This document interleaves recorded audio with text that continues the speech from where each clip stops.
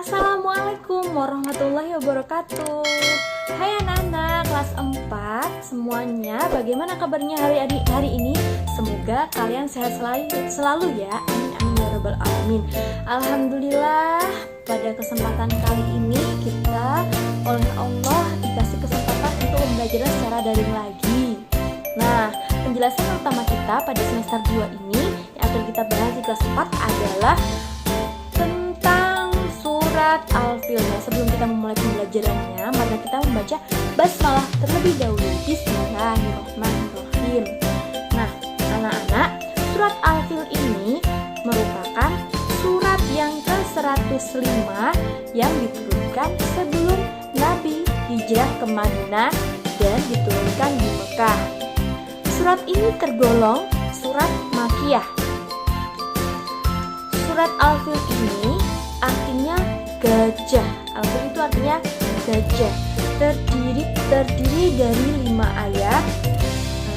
Untuk itu marilah kita membacanya bersama-sama. A'udzu billahi minasyaitonir rajim.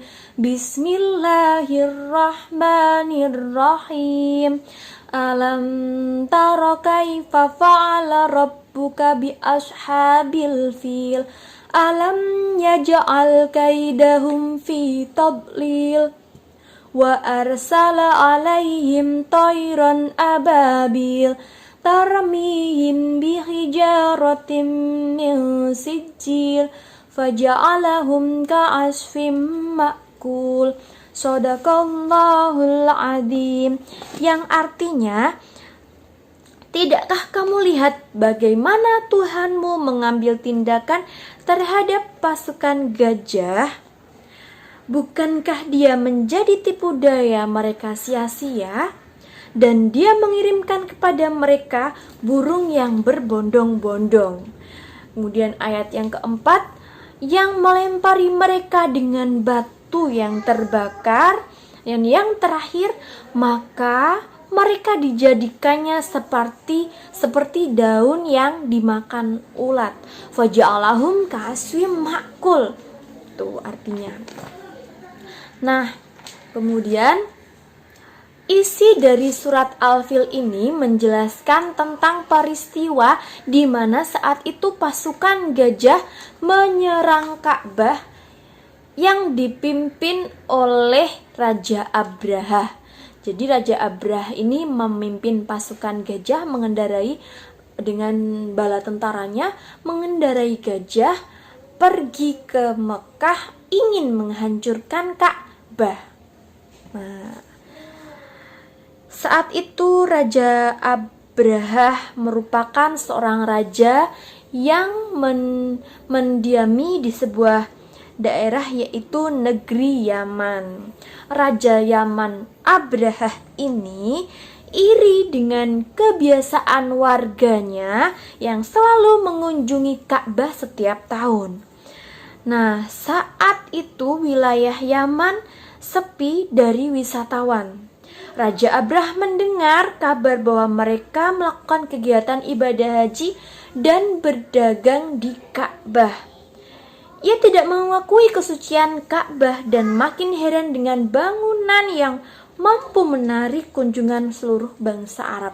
Padahal Raja Abraha ini, karena keiriannya, Raja Abraha ini memutuskan untuk membuat bangunan yang sangat mewah, sangat megah, yang dilapisi berbagai perhiasan yang mewah, dinamakan bangunan Al-Qulais.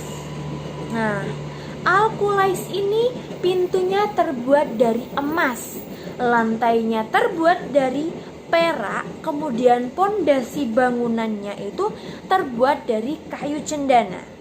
Bangunan megah mewah itu membuat semua orang takjub, kagum. Namun bangsa Arab satu pun tidak tertarik sama sekali oleh Al-Qulais, bangunan yang dibangun oleh Abraha ini. Kemudian Raja Abraha makin geram dan ingin menghancurkan Ka'bah. ia akan menghancurkan Ka'bah menggunakan pasukan gajah tadi. Kemudian ketika pasukan gajah ini sampai di dekat Mekah, sampai di dekat Ka'bah, anehnya gajah-gajah ini tidak mau mengikuti perintah Raja Abraha, seakan dia ingin putar balik saja. Seperti itu. Namun Raja Abraha tetap berusaha bagaimana caranya gajah ini jalan menuju Ka'bah untuk membantunya menghancurkan Ka'bah. Nah, tiba-tiba gajah ini tuh hanya berputar-putar saja, tidak mau sampai ke Makkah situ, tidak mau sampai ke Ka'bah itu.